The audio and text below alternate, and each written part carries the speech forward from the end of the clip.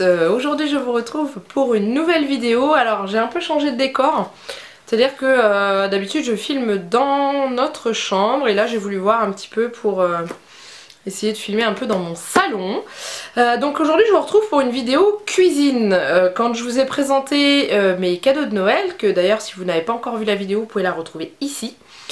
Je vous avais parlé du fameux livre de Christophe Michalak que j'avais reçu et je vous avais dit que quand je testerai ma toute première recette de ce livre, ben, je vous emmènerai avec moi. Donc je vous ai emmené avec moi. Donc c'est à dire que j'ai filmé, il m'a fallu 2 jours pour faire la recette parce qu'il y avait des temps de pause au froid et comme j'ai pas forcément tout le matériel nickel comme un très bon congélateur, j'ai préféré faire la recette sur 2 jours. Donc j'ai filmé un petit peu au fur et à mesure que je fais. Alors après la vidéo n'est pas forcément de très bonne qualité parce que non seulement il faisait pas très beau et du coup bah, la luminosité est vraiment pas fameuse. Autre chose, j'ai filmé toutes les étapes sauf une. Et alors je suis dégoûtée parce que c'est la meilleure de toutes, c'est le glaçage final du gâteau. Donc vous allez le voir après. Une fois qu'il est glacé, mais je vous promets, c'est bien moi qui ai fait le glaçage. Vous allez voir la préparation du glaçage et tout. Et puis bah j'ai tilté à la fin du glaçage, j'ai fait mince, j'ai oublié de filmer. Bon, c'est pas grave. Vous allez quand même voir une bonne partie de la recette. Donc il faut savoir que j'ai choisi de faire ceci. Ah, attendez, parce que le livre il pèse le poids. Voilà. Donc c'est la tarte chocolat framboise au petit beurre. Donc c'est pas une recette très compliquée à faire, dit-elle, alors qu'il lui a fallu 2 jours pour le faire.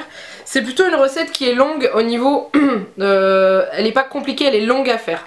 Il y a des préparations qui sont longues à faire. Donc il faut savoir que dans le livre de Michalak que j'ai eu, il y a des ingrédients qui sont demandés et il y a aussi des préparations qui sont demandées qui sont expliquées au début. C'est-à-dire que tout au début du livre, vous avez... excusez-moi. Vous avez... je vais y arriver. Hein. Ah, je trouve pas. Les recettes de base. Donc vous retrouvez dedans toutes les pâtes possibles, la pâte à tarte sucrée, la pâte feuilletée et tout ça. Les glaçages, le biscuit Joconde, enfin etc. etc. Je vais pas vous faire tout parce qu'il y en a quelques-unes. Regardez.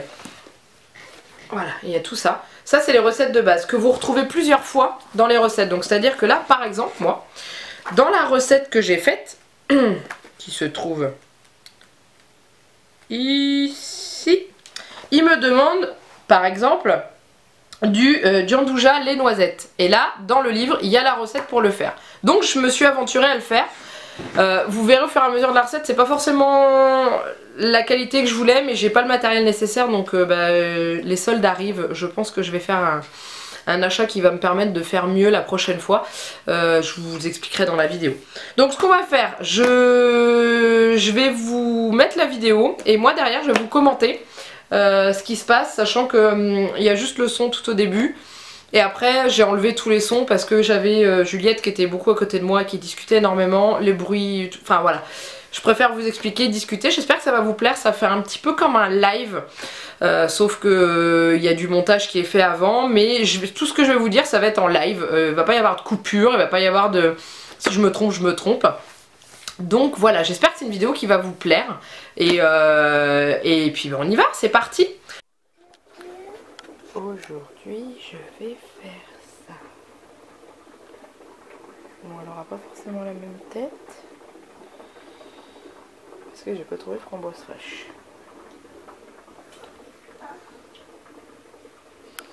Je sais pas comment je vais faire, j'en ai pour 3 heures. Pour commencer, il demande de faire torréfier les noisettes. Alors normalement elles doivent pas avoir de peau, sauf que bah, moi il y en avait donc je me suis débrouillée après. Et après moi j'avais déjà préparé tous les ingrédients. Là on va faire le gianduja aux noisettes. Donc il fallait mixer les noisettes, vous voyez j'ai réussi à enlever la peau là ce coup-ci. Quand on les fait au four, la peau se retire en fait. Donc je les mixe, normalement il faut les mixer avec du sucre glace, sauf que le problème est là, c'est que j'ai un mixeur tout petit et bah, qui mixe pas forcément très bien. Donc du coup j'ai pas eu la texture qu'il fallait, je pense que c'était trop poudreux, normalement ça devait être un peu plus collant. Donc du coup, voilà mon prochain achat, mon futur achat, un beau et gros mixeur pour pouvoir faire de la pâtisserie. Parce que je sais que Monsieur Michalak est fan de beaucoup de préparations mixées. Donc là, vous voyez, j'essaye de mixer le sucre glace avec les noisettes préalablement mixés. Donc j'ai mélangé et je les ai fait au fur et à mesure. À la fin j'ai obtenu cette poudre. Et je pense que normalement je ne devais pas obtenir une poudre, mais je devais obtenir une espèce de pâte. Ensuite il fallait le mélanger avec du chocolat au lait fondu. Donc ça se fait au micro-ondes. On y va petit peu par petit peu. Hein, on ne met pas d'un coup 31 minutes parce qu'autrement il y a un souci. Donc j'ai mélangé la poudre que j'avais au chocolat en 2 fois parce que j'avais quand même une grosse quantité. Et en fait à la fin j'ai obtenu une espèce de grosse pâte dure. Enfin dure, difficile à manipuler quand même. Et je pense que normalement je devais avoir quelque chose de souple parce que vous allez voir par la suite ce que je devais mélanger avec ça. Donc je pense que voilà, je devais avoir une espèce de crème de noisette normalement plutôt qu'une poudre. Donc je pense que je referai cette recette. Donc, vous voyez j'ai une grosse pâte. Je la goûte quand même, hein, histoire de, et c'était super bon. Ensuite j'ai attaqué la préparation du crémeux au chocolat framboise. Donc pour ça il fallait uniquement des jaunes d'œufs. Alors il fallait 2 jaunes d'œufs ou plutôt 40 grammes. Donc moi j'en ai mis 3 parce que c'était des petits jaunes d'œufs et j'ai pesé. Donc là ma casserole que vous voyez, oui c'est une casserole, la hanse va venir après.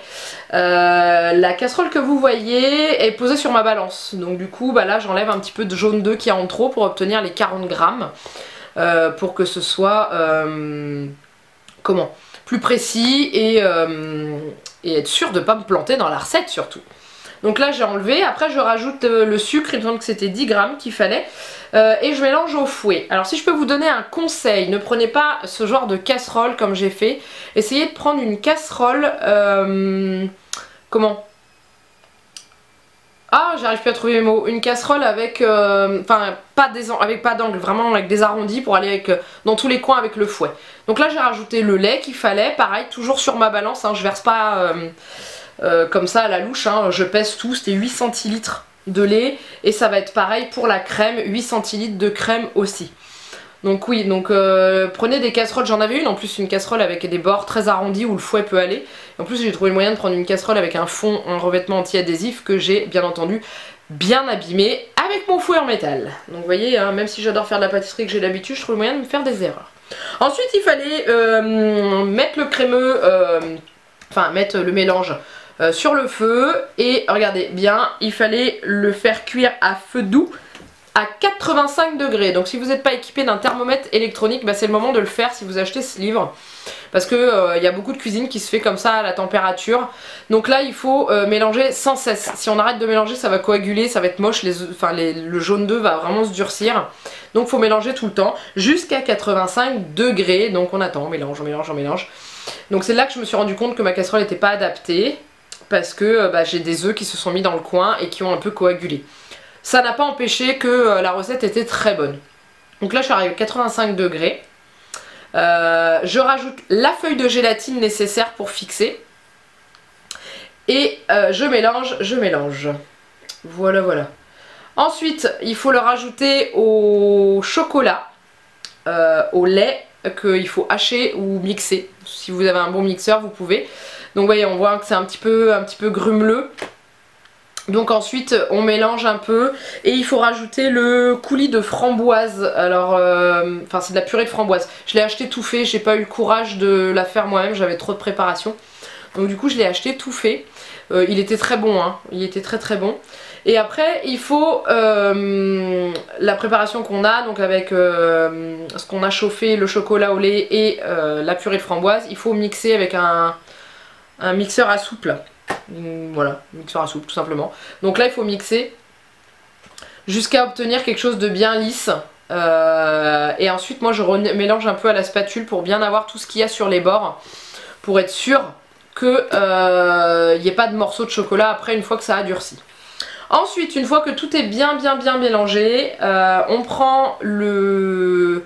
Alors il faut prendre un petit moule. Là c'était, je sais plus, 18 cm 16 cm de diamètre. Le mien faisait 18 parce que j'avais pas. Ça n'a rien changé, hein. C'est juste que mon crémeux est un tout petit peu plus... Enfin un peu moins haut. Donc on verse ça et normalement c'est 2 heures au congélateur minimum. Sauf que moi j'ai un congélateur au-dessus de mon frigo, hein. C'est pas un truc séparé. Et 2 heures ça n'a pas suffi. Donc j'ai passé la nuit entière. Ensuite je fais le biscuit à base de petit beurre. Donc c'est là que j'ai eu un souci avec mon mon giandouja qui était trop dur, et du coup quand j'ai mélangé les biscuits avec le giandouja, ça devait normalement bien être compact, bien formé, et ça l'était pas vraiment, donc c'est là que je me suis dit que la texture était pas bonne. C'est pas grave, j'en ai mis un peu plus que prévu. J'aurais peut-être dû mettre un peu de chocolat fondu, mais c'est pas grave, hein. Donc là après, il faut prendre un cercle à pâtissier de 2 cm plus grand que le cercle qu'on a pris. Donc moi il fait 18 cm. Et mon crémeux je l'ai mis dans un de 16 cm. Et après on étale, on écrase. Donc j'ai fort écrasé les petits beurres. Donc les petits beurres je les ai broyés. Je les ai mis dans un sac de congélation. Je les ai écrasés au rouleau à pâtisserie pour avoir, pas de la poudre, pour avoir des morceaux quand même, pour que ça reste en bouche. C'est ce que monsieur Michalak conseille. Donc après on l'écrase dans le cercle à pâtisser et après ça va au frigo pour que ça durcisse en fait, pour que le chocolat puisse durcir. Et c'est là que c'était un peu friable moi ce que j'avais fait. Mais alors question goût, je peux vous dire que c'était vachement bon. Donc vous voyez, on écrase bien. Le fond était bien, hein, il tenait bien. C'est le côté qui avait du mal à tenir. J'ai essayé quand même, mais c'était vraiment très friable. Donc une fois que c'est fait, hop, au frigo. Bien entendu. Donc là, ça a passé la nuit au frigo aussi, hein, en attendant que le crémeux soit fait.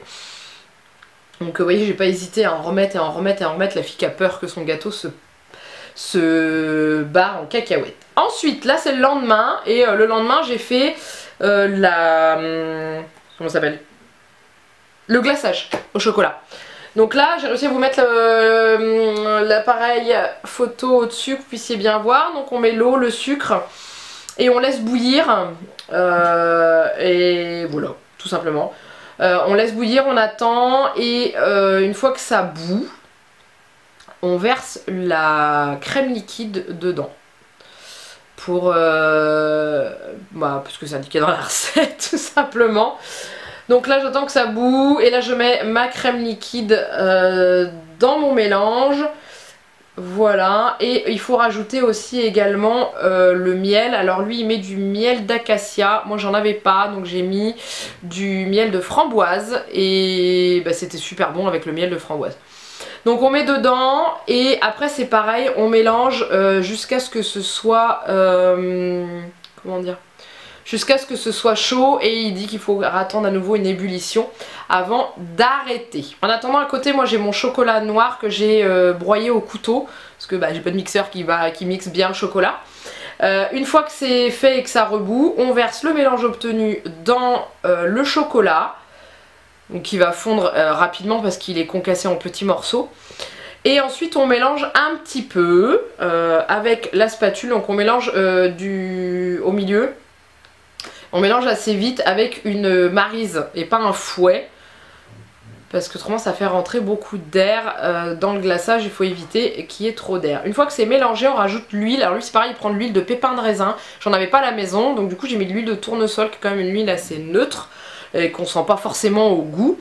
C'est pour faire un glaçage brillant et bien lisse.